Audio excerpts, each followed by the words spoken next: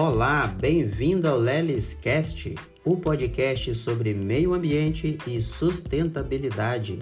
Eu sou o Fernando Lelis, biólogo, especialista com mais de 10 anos na área ambiental e incentivador das atitudes ambientais. Sou criador do blog Atitudes Ambientais e Sustentabilidade e agora, juntamente com convidados especialistas, criaremos conteúdos no formato podcast.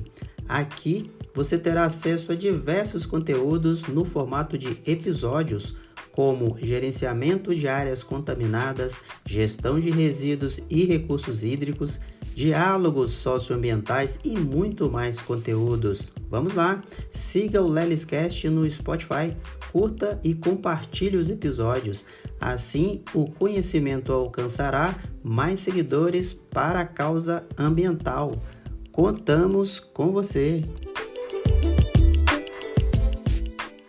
Ótimo, e esse é um assunto que eu gosto de falar da educação ambiental, porque as pessoas, vamos falar assim, a sociedade e as pessoas mais carentes, bairros mais simples, eles são como é que eu poderia dizer, a palavra fugiu aqui, eles estão ansiosos de receber conhecimento. A gente percebe isso quando, gosta de falar de empresa, mas quando você vai como empresa, num programa de educação ambiental, porque as empresas, muitas delas têm isso na sua licença ambiental, uma condicionante que fala, você precisa aplicar educação ambiental nos seus stakeholders, ou seja, aquelas pessoas que de uma forma ou de outra são impactadas com sua atividade operacional, então precisa ir lá. A gente percebe que quando a gente está perto dessas pessoas, elas escutam mesmo e muitas das vezes não sabem. Então a educação ambiental, por mais que faz tempo que é falar disso na escola, o Brasil é carente de educação ambiental, então as pessoas recebem muito bem as pessoas, o conhecimento e às vezes falam que não sabia. Por exemplo, nós estamos falando aqui também para agricultores, Por exemplo, vocês sabiam que cerca de 55% do resíduo que vai para os lixões, mesmo jeito que Balsas, e assim, Balsas também não é a única, muitas cidades brasileiras ainda não têm a coleta seletiva, são resíduos orgânicos, e um grande problema de resíduos no Brasil é o problema do resíduo orgânico, e a maior parte, ou seja, a gente sabe como fazer, mas aí precisa de investimento, de compostagem, precisa de fazer compostagem, mas você, agricultor, as pessoas que estão no dia a dia, vocês podem fazer isso na sua casa, que a gente estava falando, a gente sabe que existe um impacto ambiental, mas eu às vezes não sei o que fazer. Você pode, se você, por exemplo, separar o seu resíduo de resíduo molhado, que é o orgânico, dos resíduos que são secos, papel, plástico, papelão, não precisa segregar por tipo, por exemplo, uma garrafa PET com papel desse que esteja limpo, isso vai facilitar o trabalho do catador lá no lixão. Então, a primeira parte, que é a sua parte, que eu não consigo, a Lara não consegue, a Ediana não consegue fazer por você. É você que tem que fazer. E esse resíduo, ele gera muito dinheiro para aquelas pessoas que fazem aquilo. Tem pessoas que sobrevivem dessa coleta seletiva. Então, por exemplo, eu moro num apartamento aqui, às vezes eu chamo a atenção quando eu vejo a pessoa coletando lá fora. Ei, só um minuto, você quer resíduo? Latinha de cerveja, de refrigerante, leva para ele, entrega na mão. Montei aqui no apartamento também, lá embaixo, um cantinho do resíduo reciclável.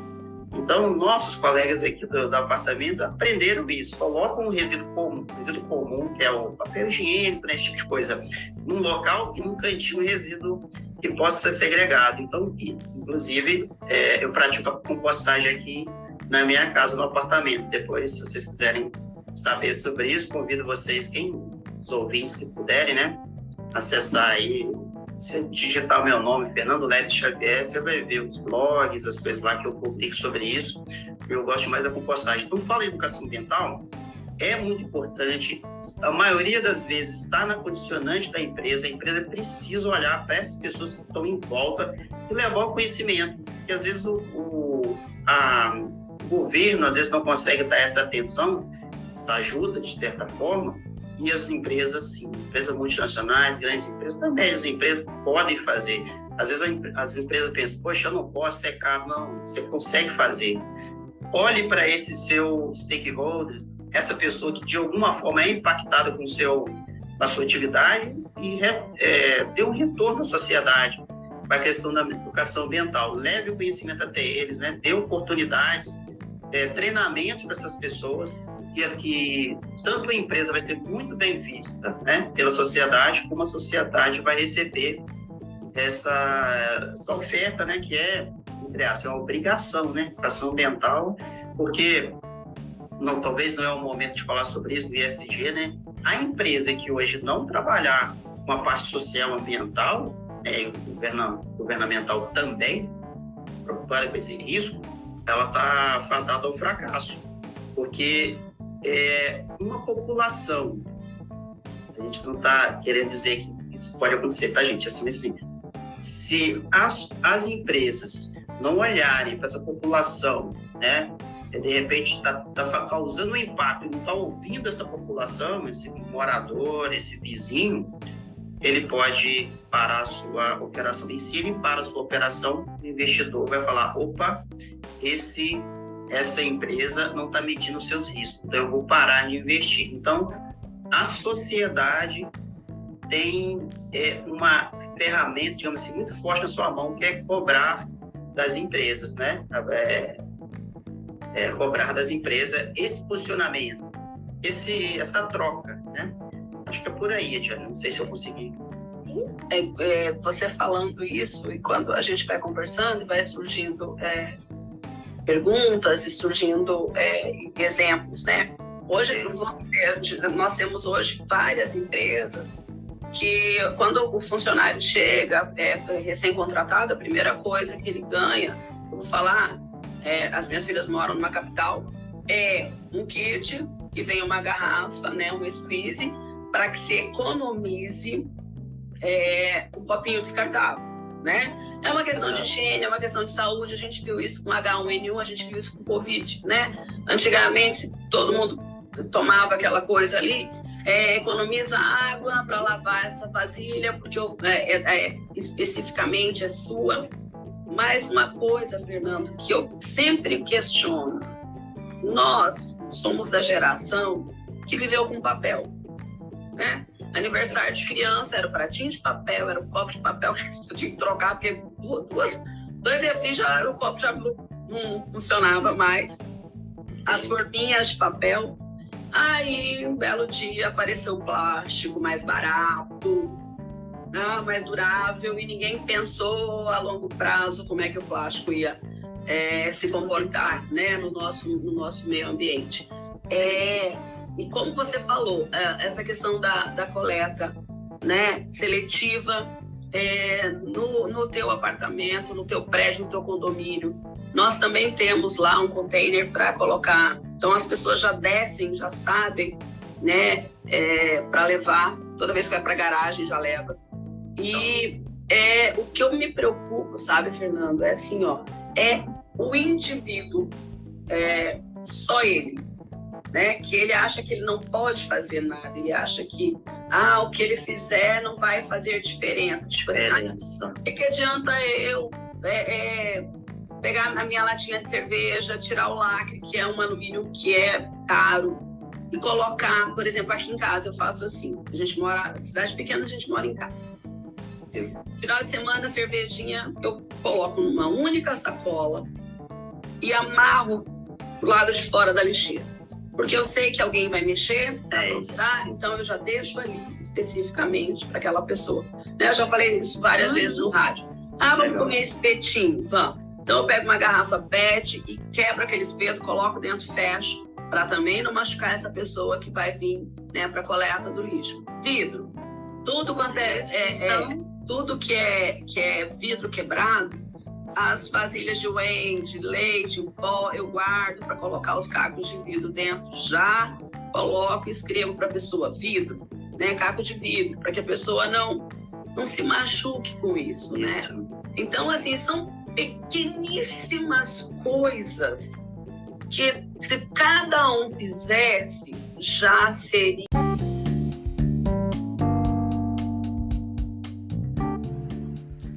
Olá, está gostando de ouvir esse episódio?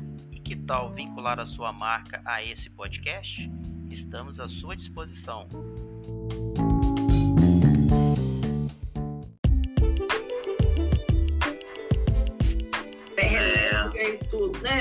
lógica. É a minha visão. Eu sou uma visão. Eu sou uma pessoa meio enjoada com árvore, sabe? Assim, eu tenho... Quando eu vejo, eu fico, meu Deus... Quantos anos essa árvore demorou para chegar desse tamanho? Pra gente cortar, né? É ruim mesmo. E quando você tá andando na rua, você passa debaixo de uma árvore, tá fresquinho, você saiu debaixo da árvore, aquele calor. Aí as pessoas dão importância. Ou quando para o seu carrinho lá, né? É aquela história, alguém tem que plantar para eu me beneficiar, mas eu não quero plantar, não preciso cuidar. Eu acho que a gente tem que mudar essa concepção nossa, né? Uma coisa importante, você falou de água, eu estava querendo um momento de falar sobre água, da economia e tudo, e tem a ver tudo com o meio ambiente.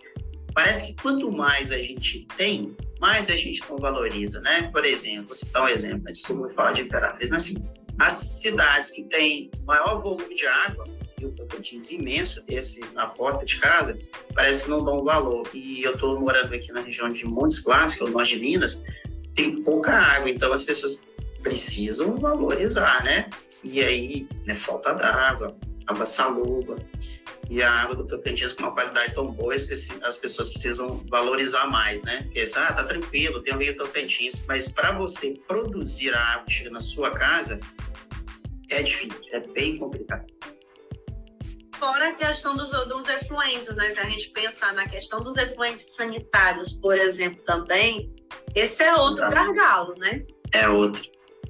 O efluente sanitário que a gente tem a questão de você jogar em qualquer lugar, não tratar o esgoto, né? As boas cidades aí, elas tratam o esgoto, né? Vai para uma estação de tratamento, para decantar. E não somente joga no Rio Tocantins ou qualquer rio que seja, que você contamina aquele rio, os peixes e assim por diante. A água fica ruim para as pessoas navegarem, então é muito complicado. O esgoto é outro problema sério, que é a questão que precisa ser cuidado, né? A gente vê esse exemplo, acho que o exemplo que o Brasil mais conhece é o Tietê fora da capital e o Tietê na capital. O Tietê na capital é morto. Era quando ele falou esses dias, né? Não vi, mas ele é um rio morto. Agora, uma mulher do agro, eu comentei isso porque teve uma mulher do agro, ela perdeu o voo, não teve o voo, eu não tenho certeza da informação, mas ela acabou indo de carro e ela se deslocou e ela viu exatamente isso que a Lara está falando. Né? Ela disse que fazia muito tempo, acho que ela não andava também naquele trecho. Então, assim, essa coisa de você enxergar isso e aí você valorizar, você perceber isso, né? E a gente já falou aqui antes, né? E já falei em outras oportunidades, mas assim, hoje aqui nós já falamos sobre essa questão, né? Se tá na água, em algum momento, em algum lugar ela vai desaguar. Vai. E esse prejuízo, é um prejuízo que não é só para mim, é para todo mundo. Então, todo mundo. Por que a gente não faz, né, o certo? Por que né, a questão do próprio consumo consciente, de ter atitudes que são mais positivas e que vão agregar dentro de um processo que não é só um processo produtivo, porque quando a gente fala de agricultura, a gente está falando de um tema, mas quando a gente olha a população brasileira, por exemplo, a gente tem a maioria da população não trabalha na agricultura, está nas cidades. E aquela história, estão na cidade, tem também a importância da cidade, né? Porque na cidade que a gente tem conhecimento, das faculdades, de indústrias, né? Tem o conhecimento, mas ele assim, parece a zona rural, a área rural, o produtor rural está fornecendo, é servidor do quem mora na cidade de alimentos, de tudo, né? Porque assim, se acabar o produtor rural, de onde vai vir minha banana? De onde vai vir meu abacate? Então, parece que o setor rural é servidor. E quem está na cidade é simplesmente eu preciso ser servido e tem alguém que me serve, mas não é. Ter essa consciência. Por exemplo, entre aspas, quem produz a água que chega na cidade é a área rural. Porque lá na fazenda, no sítio de alguém que nasceu aquela nascente, que foi nos efluentes, que fez parecer o Rio Tocantins e qualquer rio. Eu estou citando o Rio Tocantins, mas assim, o Rio São Francisco. O São Francisco não nasce do tamanho que ele é. Ele nasceu na fazenda do seu Zé, naquela nascente que o seu Zé cuidou, que foi juntando, nasceu com a outra nascente do seu João, foi juntando. Então, incrível. Até a água produzida pelo setor rural, né? Populações que estão no meio rural. Inclusive, a gente vê várias imagens, o pessoal chama de meme, várias cartoons, figuras, mostrando justamente isso, né? O produtor preservando a nascente, porque para ele é uma matéria cara, né? Sem ela a terra dele morre. E na cidade pegando aquele monte de lixo, puf. Mas o vilão é o povo da roça. É incrível. O vilão é o povo da roça. O povo da roça, nem você estava falando, vamos pegar uma chácara, né, Fernando? Você sabe disso. Aquela senhora, aquela pessoa, o que ela faz? A casca de ovo, ela seca, ela bota na planta, ela junta as cascas, ela sabe que casca de laranja não pode, que é cítrica, mas também ela já pendura que é trem para fazer um chá, ela joga, né? A sobra de alimentação vai para algum animal, que não é aquela criação gigante, mas vai para algum animal. O pó de café vai para a planta. Não, então assim, cara, incrível. Infelizmente, os núcleos urbanos que poluem, mais a gente paga tudo. Aquela questão da economia circular, né? Por exemplo, na roça, vamos falar assim, na roça, que a gente vê no popular, na roça, sim, é circular, como você falou. Eu produzi o alimento, eu me alimentei, vendi o meu excesso e isso foi para a agricultura, foi para a planta que depois foi adubada com aquele meu resíduo, cresceu de novo. E na cidade parece assim, na cidade eles imaginam que eles assim, não querem saber de onde veio o produto. É aquela economia linear, né? Parece que deve brotar de algum lugar. Exato. Né? Isso aqui brota comida e isso aqui a embalagem desaparece. Depois desaparece, assim. Depois que eu coloquei meu resíduo, meu lixo lá fora, não quero nem saber. Alguém vai cuidar, mas não sou eu, né? Então, infelizmente, a gente estava falando, né? Educação ambiental. É preciso que as pessoas que vivem na cidade, crianças, escolas e adultos, principalmente adultos, né? Os adultos que não incorporaram essa questão da educação ambiental, lembrem que para a água chegar na sua casa, ela rodou muito para a água chegar na sua casa. O produtor rural protegeu a nascente dele, senão acabava a água, se não tiver a nascente dele. Gastou-se muito dinheiro com o tratamento da água, com bomba, com produto químico, que é caro para essa água chegar na sua casa. Então, a Edina estava falando a questão da descarga da economia da água. Então, gente, vamos economizar água. Depois a conta de água chega caro, as pessoas reclamam. Sabe que você estava falando isso? E eu sempre falo, como as minhas filhas moram em Goiânia, a água em Goiânia é mais cara que a luz. Porque se eu gastei 100 de água, R$100 de água, eu vou pagar 100 de esgoto. Então, se eu gastar, entendeu? Mas assim, tem gente que paga R$20 de esgoto, 12, lá é igualzinho. Então, a gente aprende a economizar porque dói. Porque afinal de contas a água vai voltar, né? Uma grande maior parte volta. Então, assim, eu não sei como é que é, mas já está se tendo essa questão. E são pequenas atitudes que nós vamos ter que aprender, né? Nós vamos ter que ensinar, porque é mais fácil a criança assimilar isso e passar para a gente, cobrar da gente, né? Do que nós. Esses dias eu estava num Pare e Siga aqui na Belém Brasília, e de olho no motorista de ônibus que desceu e foi fumar. E eu de butuca ali. Vai causar incêndio.